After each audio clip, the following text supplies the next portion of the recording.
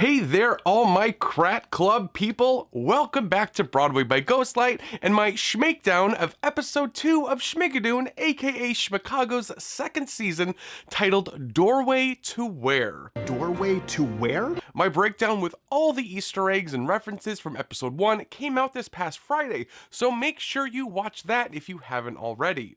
Joey, aka Drunk Broadway, is back with his top 5 moments from the episode towards the end. You definitely won't want to miss that. They're very funny. But I'm just so eager to jump into this amazing episode. Let's get right to it. We start off with our original Schmigadoon title card until a sort of rundown Schmicago marquee invades. This episode was written by Jonathan Tolins. Mr. Tolins has written for television on shows like The Good Fight and Brain Dead starring our Topher Aaron Tveit, but Mr. Tolins might perhaps best be known for his playwriting, having written shows like The Last Sunday in June and Buyer and Seller. I'm a big fan of his work. At the episode's start, we find ourselves in jail. Josh looks like Bugs Bunny to me here, and I just can't unsee it. And we see another sort of power of our narrator, played by Titus Burgess. He could pop in and out at will. That's fun. Also, Schmiggity death penalty cracked me up. Schmiggity death penalty. And we meet Topher, played by Tony Award winner Aaron Tveit, last season's Danny Bailey. He's been arrested by Sergeant Rivera, played by the great Jaime Camille, for disorderly conduct, unlawful assembly, and peddling parables with no clear takeaways. This is a very funny reference to one of Topher's major character influences, Godspell, which features several parables performed by the cast. Jaime, as always, has these hysterical little moments that I just cannot get over. They're so freaking funny. Peace and love, peace and love. We meet some of the other prisoners who all claim to be innocent. The first guy, who says he didn't commit murder either, has a chest tattoo that says, "I kill people."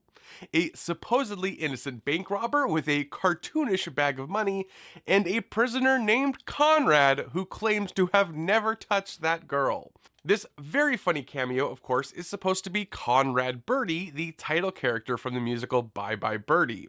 He's dressed in his signature gold jumpsuit, looks an awful lot like Elvis, and in this parallel musical dimension, seems to have been arrested after taking young Kim McAfee to the ice house.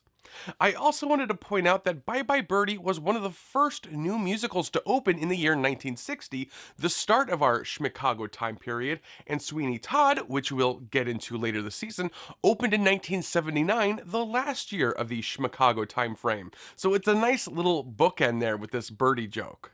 And Topher sings the hysterically vague episode title song, Doorway to Where. This is a play on the song Corner of the Sky from Pippin, where the title character of Pippin is searching for his purpose in the world. Squirrels find nuts in the forest. Okay. Robins fly high in the air. Rivers belong where they can ramble. Eagles belong where they can fly. My doorway to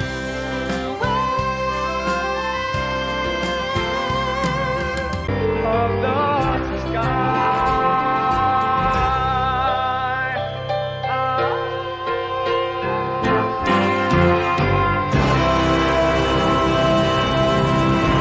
Another random and fun callback to season 1 with Danny Bailey's first number in episode 1, You Can't Tame Me. He also mentions squirrels and robins. when a squirrel wants another squirrel, and a robin don't think about the future.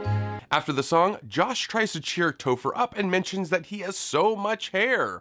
Of course, a nod to another musical inspiration to Topher's character, the musical Hair.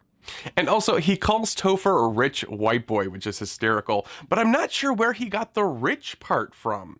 Could Topher turn out to be town megalomaniac Octavius Krat's son? Probably not. And Topher promises to help Josh get on the happiness bus, but Josh says what he really needs is a lawyer. Cut to the law offices of Bobby Flanagan. Melissa shows up to hire Bobby, played by the great Gene Krakowski, of course, to help Josh get out of jail. Bobby asks Melissa if she can scrape together a sawbuck.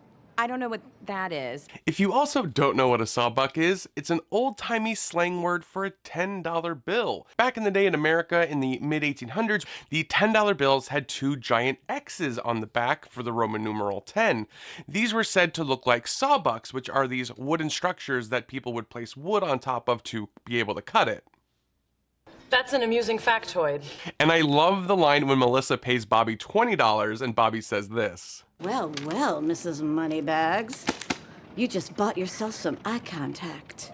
So funny and very much in keeping with the character she's portraying. Speaking of which, Bobby Flanagan is the Schmicago version of Billy Flynn, the razzle-dazzle lawyer from the musical Chicago, originated on Broadway by the great Jerry Orbach. But instead of launching into a parody of one of Billy Flynn's songs from Chicago, we'll get there later, Bobby does a play on the song Roxy Hart from Chicago. Law school was a world full of no, no, no, no, no, no, no. I wanted to have my own act, but no. It's always no. They always turn me down. One big world full of no. There's also a fun little nod to the song Dance 10 Looks 3 from a chorus line in there. But after a while, I caught on. The newspaper on the wall reads Prosecution Frazzles Bobby Dazzles, a reference of course to Billy's big song Razzle Dazzle from Chicago. Next we are at the Crack Club where they're holding auditions to find Elsie's replacement. Anne Harada's Madame Frau gets this very funny, subtle little joke in there. We are looking for a dancer as good as Elsie was before she died. This whole segment, of course, is very much a play on a chorus line, mostly its opening sequence. 5, 6, 7, 8. A 5, 6, 7, 8.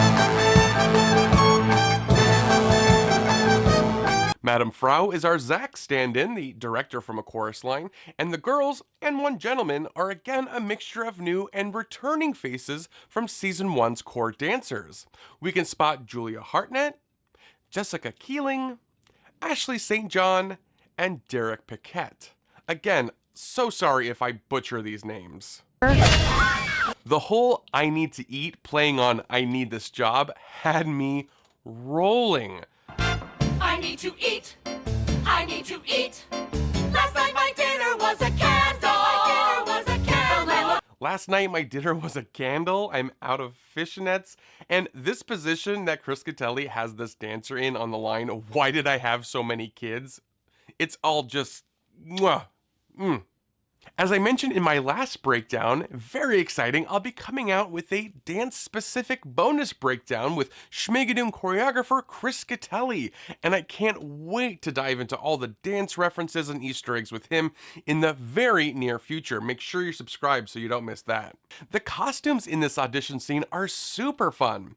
They obviously couldn't look like a chorus line's iconic costumes because it's the wrong time period, but these costumes definitely evoke the audition scene outfits from Funny Girl. Melissa shows up during the ballet section of the audition and really reminds me at least of I Love Lucy here in the episode The Ballet. The dancers mention that Melissa pops her head, which is another nod to a chorus line where the character of Cassie gets told repeatedly to stop popping her head.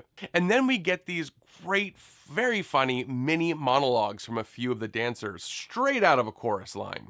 I grew up in Buffalo and went through puberty. That's it. Puberty, Buffalo. I want to focus just for a second on the second girl who speaks in yellow, played to perfection by Bianca Melchior. Dad was in the military. You know, the type with a whistle. He used to force my brothers, sisters, and me to perform for guests at dinner parties. Does her story sound a little familiar to you? Yeah, I'm thinking this is supposed to be an all-grown-up, down-on-her-luck Liesel from The Sound of Music. Her father was in the military, the kind with a whistle, who made her brothers and sisters perform at dinner parties. She begged her father for a taste of champagne, and then she says her dad's girlfriend, with a fancy title, gave her the whole bottle, basically beginning her downfall right then and there. I cannot tell you how much I loved that little monologue. And when Mel's turn to speak comes, she gets a song I'm gonna call a Dr. Doctors. Maybe I am a doctor and a doctor doctors. I'm proud to be called an MD. It's a clever and actually very touching avatar of the music and the mirror.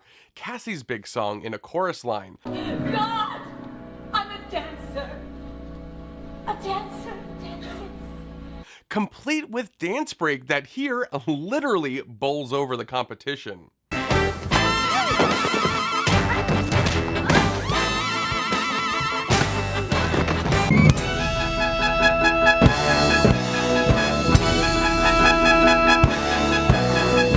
The whole sequence ends with the auditioners holding up their headshots in front of their face as they do in a chorus line, and I cannot tell you how hard I laughed when Melissa took out her little driver's license. Dead. We get some very interesting info when Sergeant Rivera calls Krat Uncle Octavius. The plot thickens. And we head back to jail where Topher has made a sock puppet of himself. He also talks about how having hair like his is a burden. It gets caught in the trees, he says. He has to worry about fleas, messed up by the breeze. This is all directly related to one of Topher's inspirations, Burger from Hair, and the title song from that show. Let it fly in the breeze and get caught in the trees. Give a home to the fleas in my hair. And then suddenly Bobby Flanagan comes in. And this song, Here Comes Bobby, is definitely an homage to Billy Flynn in Chicago's first number, which is All I Care About Is Love. Here comes Bobby. Who? Here comes Bobby now. We want Billy. I love that Josh says, who? Because yes, he hasn't met Bobby Flanagan yet, but also Josh never interacted with Jane Krakowski's character last season, so he's truly never met this person before.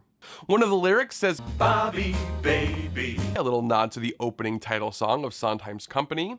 Bobby then asks if everyone is here and if everyone is happy, a nice little nod to her counterpart, Billy Flynn in Chicago. Is everybody here? Is everybody ready? Just as with our amazing female court dancers, several of the male dancers are returning this season from Schmigadoon Season 1, including Warren Yang, brother to Erica Hunter Yang, a fellow Schmicagoan, also Julio Fuentes and Daniel Bernardo. Bobby says winning a case is all about flim-flam, flapdoodle, and pizzazz. Slapdoodle. Of course, yet another nod to the song Razzle Dazzle. Back at the club, Madame Frau gives Melissa some rouge for her knees to contour them, a reference, of course, to the famous line from All That Jazz. I'm gonna rouge my knees and roll my stockings down. But this was actually a real thing back in the day. Women in the 1920s would rouge their knees to draw attention to them. The knees then were a little scandalous to expose, so the younger generation would rouge their knees and roll their stockings down to just below the knee to draw focus to the red contour kneecaps. Many women at the time would even go a step further and have intricate designs or pictures or faces painted on their knees. I mean, it's a really crazy and interesting trend. And Jenny asks Melissa to be her roommate, which works well for Melissa's plan to snoop around for clues. We get another fun little Sally Bowles reference with this line. Poor old Elsie isn't using her bedroom anymore now that she's dead, and I'm so easy to live with. I dash all day and I dash even more at night. Of course, I'm hardly ever in. Why not? Oh, well, I dash all day and I work late at the cabaret. Next is Josh's press conference, where Bobby has him blame it all on jazz and liquor, very much evoking the press conference scene in the musical Chicago. And here we get a few more OG Schmigadoonians returning in fun cameos. This gentleman is Darcy Johnson, who was Harvey the innkeeper last season, and this gentleman here is Scott Patey, who was Larry the fireman. And the priest is played by Kevin McNulty, who was Farmer McDonough, Betsy's father in Season 1. I love seeing all these Schmigadoonians come back. I'll drink to that.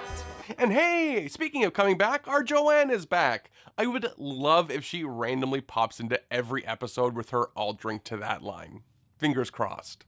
I want to mention one of my favorite little blink and you'll miss it moments from this press conference scene. When Josh is trying to backtrack and blame it all on jazz, he briefly starts to scat, which I found insanely funny.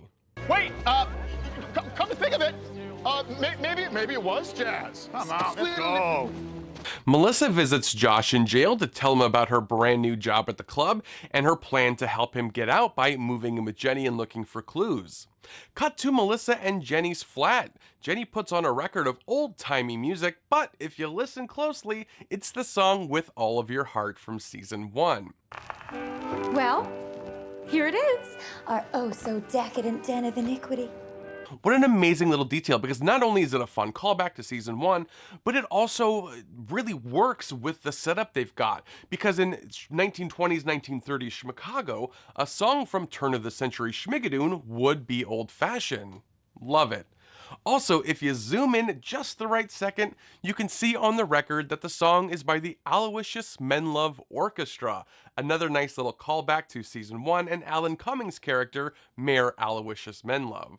We learn that Jenny, now that Elsie is out of the picture, is Krat's new favorite girl. Should we be worried for Jenny or suspicious of her? Food for thought. Sergeant Rivera comes in with gifts and orders from Uncle Octavius, and it soon becomes clear that Sergeant Rivera wants to be a performer but isn't allowed to be. I really hope he gets to shine later on this season. I want to highlight another one of my favorite little subtle jokes. Melissa says, everyone is going to miss Elsie so much, and Sergeant Rivera says, yes, I've seen you dance. Have I mentioned before that I love this show? I mean, I really do. That seems clear. We then transition to Melissa's big Krat Club debut, and her, along with Jenny and the MC, sing Bustin' Out. Bustin' out, ba-ba-ba-ba, bustin' out. While the intention of the song is very cabaret, a seemingly detached number performed diegetically, meaning music the characters can hear, like a song on the radio or hear performed on stage, but commenting on the action in the story, very cabaret. But the song itself is a definite homage to the song You Could Drive a Person Crazy from Stephen Sondheim's Company. Do-do-do-do, do-do-do-do, do-do-do-do-do.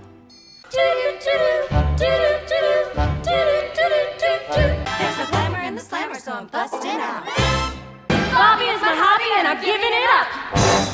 I also love the costumes here. Obviously, they're very similar, but also have an individual style. Very lovely. Definitely giving family resemblance. Thank you, Drag Race. Stunning! And Topher gets busted out by his tribe. When we first cut to the jail, Topher's sock puppet is speaking to him and seemingly notices the chain on the window bars before Topher does. I love it. And we get a great little nod to last season with this exchange. So, Josh, you ready to get on the happiness bus? It's literal? I thought that was a metaphor. No! But no, Josh, it's not a metaphor. Oh no, it's something more. It's a literal bus. And the narrator pops in, quite literally, and says, Think about your life, Josh! Which is what the leading player famously or infamously says to Pippin towards the end of that show. Think about your life, Pippin. But just like the leading player in Pippin, I'm not sure our narrator has Josh's best intentions at heart. You don't know me. At the end of the song at the club, I'm obsessed with everyone holding their applause until Krat gives that little tap of approval. What a power move! My true passion is power. After her success, Melissa gets moved into Elsie's old dressing room and she takes the opportunity to look for some clues. She finds the box of chocolates that Krat had last episode, clearly a gift for then favorite Elsie. But notice not a single chocolate has been touched, so I'm thinking either Elsie refused the gift and got the brunt of Krat's rage, or she didn't even get the chance to open them because someone jealous did her in.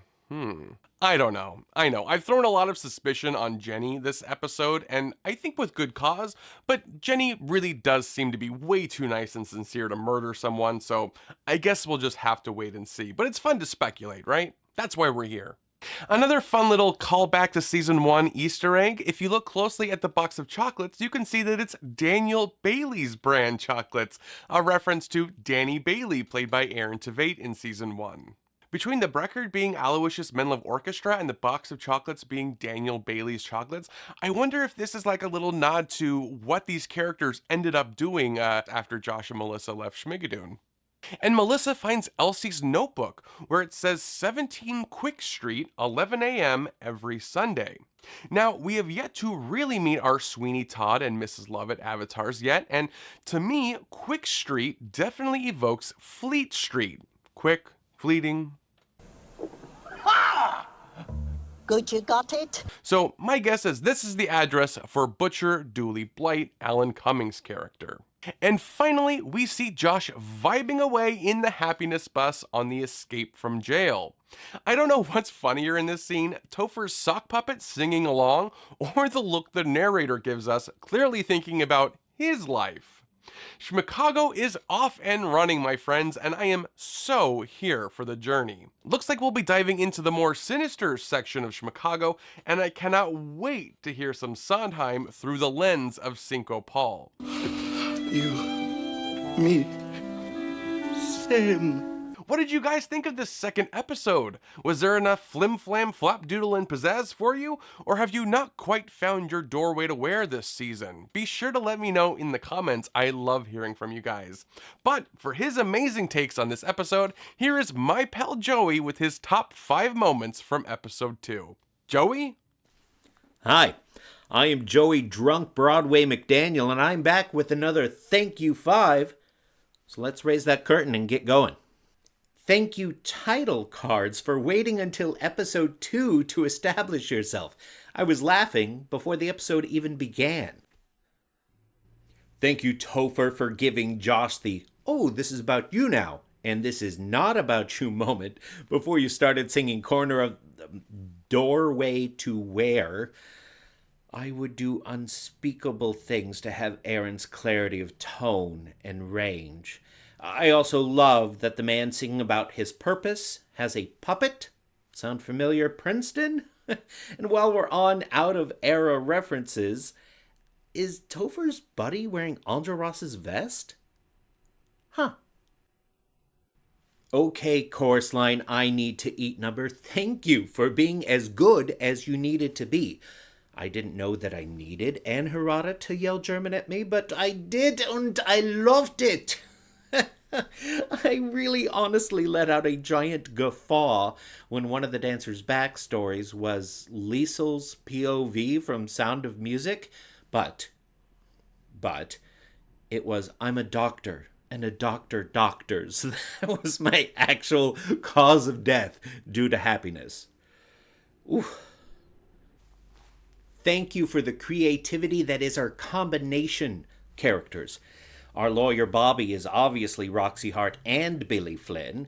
I mentioned last week that Jenny is basically Velma Bowles, and I would bet my front row mezzanine tickets to Come From Away that Kristen Chenoweth is playing a combination of Mrs. Lovett and Miss Hannigan.